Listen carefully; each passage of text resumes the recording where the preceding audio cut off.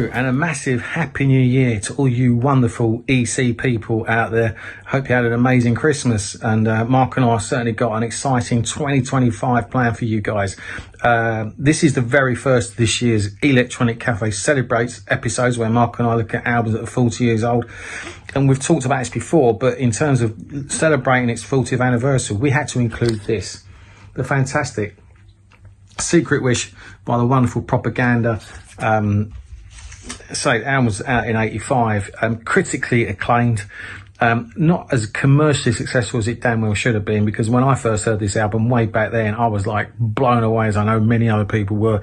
The production on it from Stephen Lipson with ZTT, out of this world. As Andy said, the album was released in July 1985, and it was the debut Propaganda album, and it was produced by Stephen Lipson.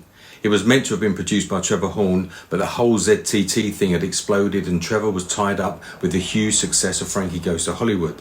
So the album was produced by Stephen Lipson under the supervision of Trevor Horn, which I feel was a stroke of luck in this album's longevity, as Steve Lipson's production gave the album that edgy sound. And I'll still say it's a defining album of the 80s. Our good friends Ralph Dorper and Michael Mertens were part of that by the time they got to the studio and signed by ZTT. They originally started as a three-piece, which was Ralph, I think, Andre Steen and Susanna Freitag.